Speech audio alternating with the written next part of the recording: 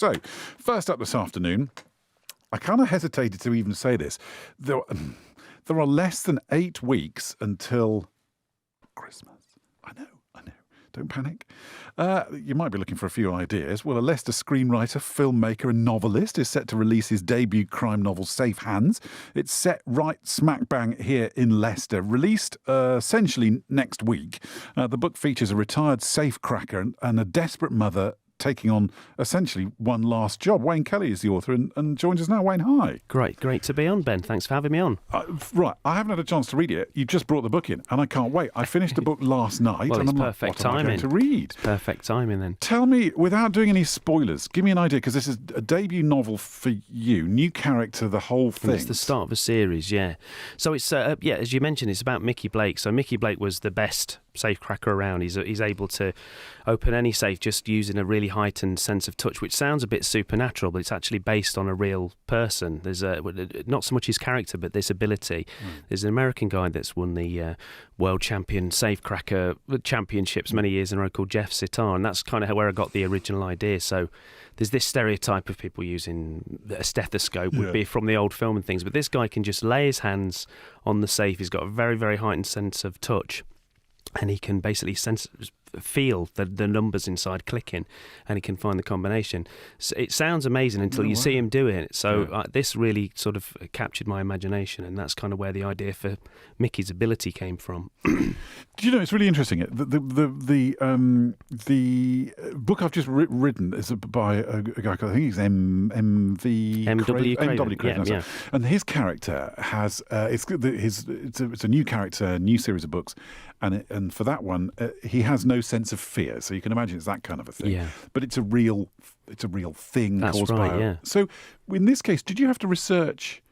To make it all, do you have to research safes and how you crack them? Absolutely, yeah. Wow. So I had to learn about all sorts of different kinds of safes and which ones you can. You can't.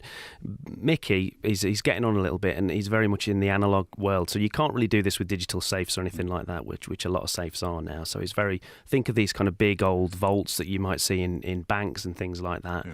So he's able to do this, and he's retired at the start of the book. He's in Spain. He's kind of done one last job, sort of 18 years before, but things aren't going so great. He's running out of money. There's no national health service in Spain, unfortunately. His wife's dying, and it's the classic pulled out of retirement for one last job. And of all places, he has to go to Skegness, which, you know, as a Midlands lad growing up, that was, you know, it's the closest. The beach, if you like, and so he's drawn there, and this is where he meets Hazel, and she's got her own set of problems, and he has to. So he's a good baddie. He's a baddie with a good heart. That's right. That's the types of stories that I'm drawn to. Really, it's good people doing wrong things for the right reasons. It's kind of how I tend to think about it. Love it. I love it. Okay, so you're not new to creating and to writing and film and so on and so forth. What made you do this, to start a series like this? Well, I've always written short stories and things in the background as well as the scripts. I've written short film scripts, which we've done before, and we've produced with somebody that you've had on the show a number of times, Keith Large, one of the people that we've worked with, and my colleague Matt Holt. And that's, so it's always been in the background. I've been in various different writing groups in Leicester, like Phoenix Writers, and this kind of started from a short story. I thought it was going to be a short story with an unreliable relator and a cheeky chappie at the centre of it, and it grew into something much bigger. I was getting really good feedback from it, and people saying, this is an interesting character, you should follow it. I love the crime genre. It's my favourite genre in terms of films and TV. I'm particularly fascinated by American crime, and although this is British, my style is I've been told that my style is very kind of American style, so it's quite fast paced, page turning, and there's multi POVs in it, so you can flick from one character to the next. There is something interesting about that, because again, correct me if I'm wrong, but probably one of the most successful American crime writers, we were talking about him just before we came on air, is actually English. Yeah. Lee Childs. That's right, yeah. Who writes this archetypal American style staccato page turn, exciting, full of energy. Is that the kind of thing we're talking about? It is, but as I say, there's lots of other British authors that have done that, and they set their books in America, which I totally understand why. It's the biggest marketplace, and it's what it's at. But for me, I wanted to do the same thing, but I wanted to do it on my home turf. I wanted to talk about a little bit about the Midlands and about Leicestershire, because we do have crime the same as anywhere else, and I wanted to bring that sensibility. So I still want it to have that page turning quality and sort of very fast paced, but as I say, dig into the characters and talk about this area and bring it to life a little bit more. So that was the idea behind it. And what's that like to be writing something that's fictional about a place that's real? I mean, how do you find yourself? I know that there's a scene in Bradgate Park, I think you were talking about but does it have to be Bradgate Park as we know it, or Bradgate Park that fits the story? It tends to be, with something like that, I mean, Bradgate Park, I'm so familiar with it. I live about a mile from the middle of Bradgate Park, so I've been there since I was, since I can remember. It's one of my favourite places in the world to go. So I didn't really need to walk about too much and kind of imagine things. But yeah, sometimes it has to fit. There's another scene, which I won't spoil, but there's another scene in the book that's kind of got a bit of a darker edge to it, which again is sort of set in somewhere in Leicestershire that I've been, but that was a little bit more, okay, I need to tweak this a little bit because it does need to fit the story a little bit more. But wherever possible, because my thing is there's going to be people that are going to be reading it from Leicester and Leicestershire, and, I've already had somebody picked up an advanced reader's copy, and they just happened to live in Colville, and they were excited about the fact Bradgate Park was in it, and they said, oh, I read it and it's got Bradgate Park in it. And I'm sure if there were any big errors, somebody would be very quick to tap me on the shoulder and tell me. We think it's a bit weird round here, don't we? And there's a reason for that. It's because if you lived in, I don't know, Newcastle or somewhere like that, where everybody writes about it, or you lived in London, you wouldn't think twice about it, would you? Yeah. But you do, when you're in Leicester, it's always a bit weird. Well, that's because we're Leicester, and that's what Leicester, I think I would say this about Leicester and the city and its people in general. We're very, very humble. We don't like to, I know we've had some amazing achievements over the last few years with the football and the King and all the rest of it, but even then we're very quick to kind of shrug it off and say, well, we're just little old Leicester, and I like that. I mean, I'm like that myself. I would say that most Leicester people are like that. But remember, it's exotic to other people. There's a huge amount of Anglophiles in America, say, for example. They're fascinated by England, and if they say England, they either think of Downton Abbey or they think of London and Beefeaters. So I think it's good to open it up and introduce them to the city and the county, because it's a different kind of space. What's it been like for you going through the whole publishing process? Because that can be, that can sort of for some writers it ends there because it's just awful. Well, it's you have to get used to rejection. There's lots and lots and lots of no's. Whether you're publishing short stories or whether you're trying to publish a book or whatever, you just have to be very, very, very determined, and you just have to keep going. But the best thing about it is you never ever stop learning. It's not like you publish a book and you think, right, I'm done now. That's me. I'm great. I'm a perfectly formed writer.